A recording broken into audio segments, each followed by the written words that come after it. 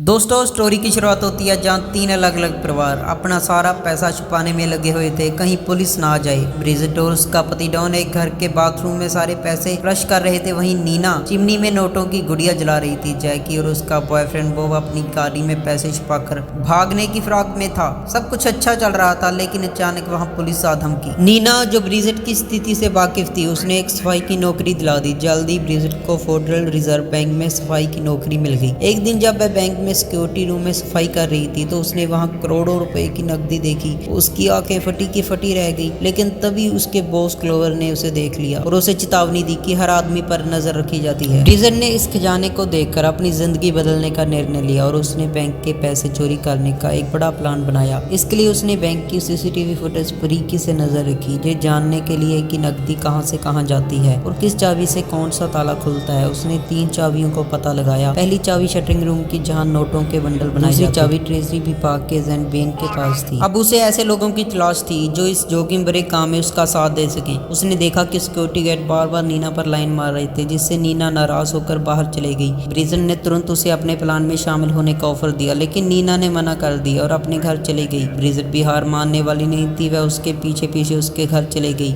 नीना को वहां ताला दिखाया जो बैंक में इस्तेमाल होता था। उसने नीना को ये भी बताया कि अगर वह अपने बेटे को महंगे स्कूल में भेजना चाहती है तो उसके पास पैसे होने चाहिए। जो देखकर नीना सोचने पर मजबूर हो गई और आखिर उसने ब्रिजेट का साथ देने का फैसला किया। अब उन्हें एक और साथी की जरूरत थी, तो उन्हें जैकी नाम की एक लड़की को चुना और एक बार में जाकर उसे सारा प्लान समझाया। कुछ ही पलों में जैकी भी राजी हो गई और वह तीनों मिलकर फेडरल रिजर्व बैंक को लूटने की योजना बनाने लगे। उन्हें अपने काम को अंजाम देने के लिए एक गुप्त इशारा बनाया, अपनी आईब्रो को छूना। अगले दिन ब्रिजेट ने नया ताला अपनी बेल्ट के नीचे छुपा लिया और बैंक के अंदर ले गई। लंच के समय उसने गुप्त इशारा किया और नीना ने भी वही इशारा कर दिया, लेकिन तभी जैकी ने अपना सिर नहीं हिलाया। बाद में जब उनसे जैकी ने पूछा तो उसने कहा कि उसके अंदर से आवाज आई कि आज कुछ बुरा होने वाला है। ब्रिजेट ने और नीना ने उस पर गुस्सा किया, क्योंकि उसकी वजह से सारा प्लान पूरा नहीं हो पाया। उसके बाद उसका बॉस ग्लोवर अचानक से सिक्योरिटी चेक करने पहुंचा, लेकिन आज वो बाल बाल बच गए। अगले दिन तीनों ने फिर से अपना गुप्त इशारा किया और काम पर लग गए। सबसे पहले ब्रिजेट ने साफ सफाई के बहाने इंस्पेक्शन रूम में घुसी और उसने वहां बॉक्स ढूंढा जिसमें इंस्पेक्शन के लिए खोला गया था। उसने अपने हाथ की सफाई से बड़ी आसानी से ताले को बदलकर अपना ताला लगा दिया। इस दौरान ग्लोवर ने देखा कि ब्रिजेट बहुत देर से बाथरूम में है। वह वहीं पहुंच गया। ब्रिजेट ने घबरा कर कहा, चीफ टॉयलेट ब्लॉक है, क्या करूं? देखिए सर, कैसे साफ कर रही हूँ। उसकी ये बात सुनकर ग्लोवर घबरा कर बाहर आ गया और ब्रिजेट से चाबी नीचे गिर जाती है। अब वो क्या करें?